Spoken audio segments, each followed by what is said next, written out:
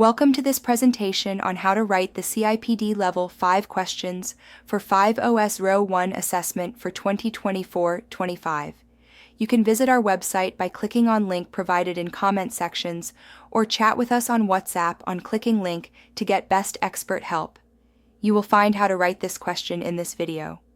Kindly subscribe us to and message us on.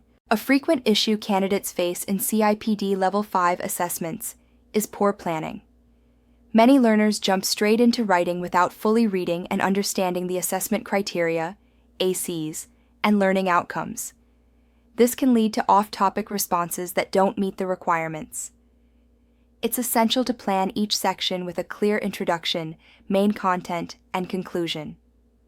Another common mistake is failing to observe formatting rules or word count, which can result in marks being deducted or work being returned for resubmission. Always check CIPD expectations regarding structure and referencing. Finally, responses must align with CIPD's professional standards. Use the CIPD profession map to ensure that your approach reflects core behaviors like ethical practice and professional courage. Planning well from the beginning will help ensure your work is focused, relevant, and high quality. CIPD assessments require evidence-based arguments. However, learners often use outdated articles or questionable websites instead of current, peer-reviewed, or CIPD-approved resources. Make sure your research is up to date and relevant to the HR context. Another common mistake is failing to use proper referencing, especially the Harvard style that CIPD typically prefers. Inaccurate referencing not only affects professionalism, but can also lead to concerns about academic integrity. Students may also rely too much on one source, like a CIPD fact sheet, without bringing in wider views or critique. To strengthen your analysis, compare insights from different authors and connect them to real HR practice. Balance your writing by combining external research with your own observations, making sure the academic voice supports, not replaces, your understanding.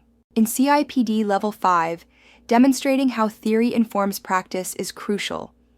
A major error is simply describing models, like Maslow's hierarchy or Kolb's learning cycle, without showing how they apply in real HR scenarios. The examiner is not testing your ability to memorize theory.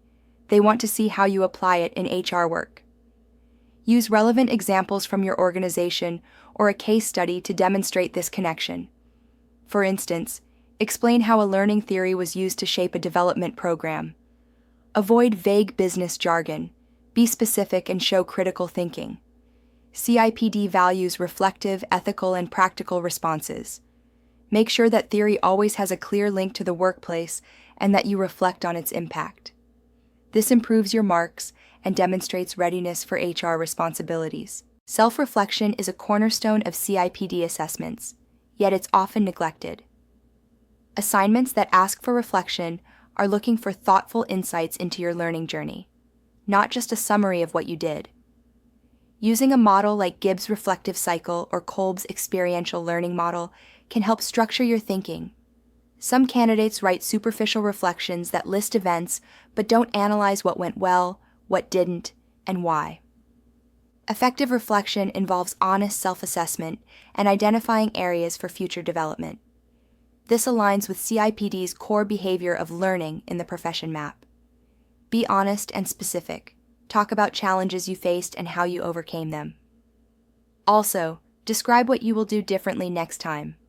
This shows growth and a commitment to professional development.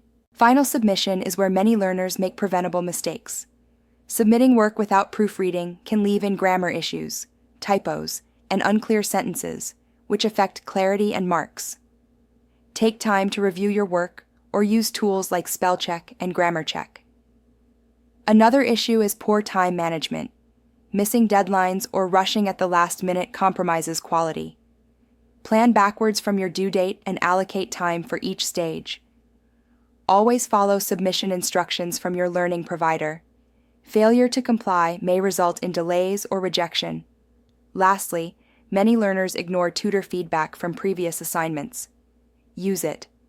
Feedback is key to improving future performance.